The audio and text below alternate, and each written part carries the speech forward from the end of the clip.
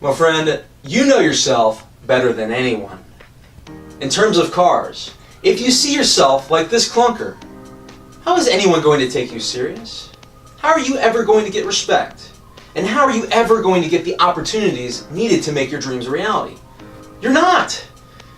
But the fear is being arrogant, coming across full of yourself. That is not what I'm about whatsoever. This video is about providing you 3 ways on how you can have humble confidence to raise your self-esteem in easy, practical ways. Now let's discuss the first way now.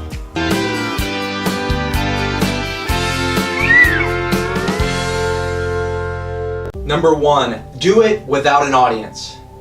That's one of the biggest issues to having self-esteem that's healthy. Caring more what others think of you than what you think of you. I can think of a case just months ago when I was in the gym. I go early in the morning and there's not a lot of people there. And to be honest with you, I had a month stretch where I plateaued. I was not gaining muscle, I was not getting stronger. But on this particular day, a blonde-haired, blue-eyed beauty seemed to be looking my way. Now, I was at the bench press and I thought her eyes were gazed on me, and all of a sudden, I became the Incredible Hulk. I was lifting twice the weight that I normally would. I felt so incredible.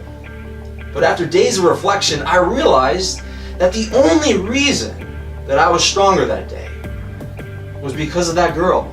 Her opinion of me mattered more than my opinion of myself.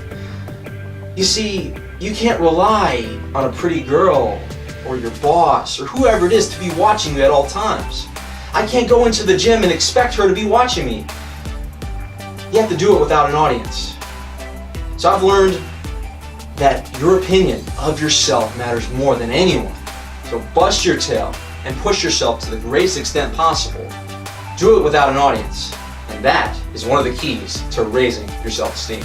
Number 2, stop getting run over. Now this idea applies to decision making.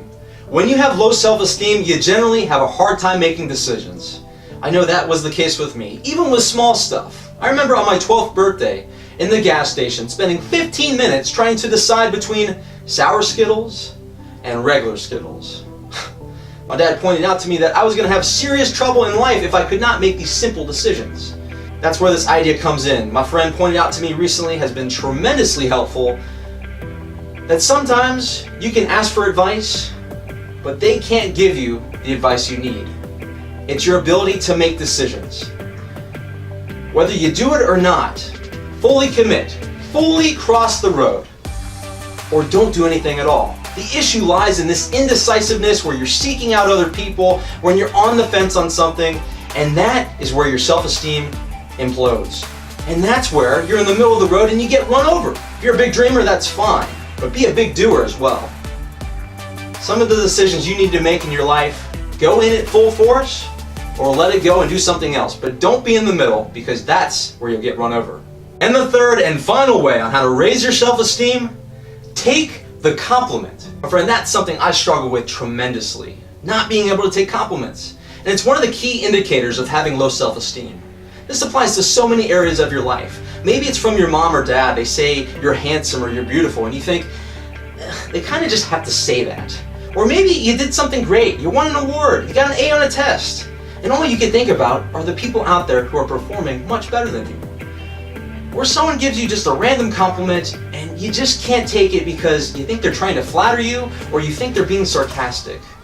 My friend, the easiest thing you can do to raise your self-esteem now is when someone compliments you, don't even think about it being sincere or not. Just take it and say thank you. If your mom says you're handsome, say thank you, Mom. If you get an A on your test or you do your best and someone says great job, say thank you. Stop worrying about other people.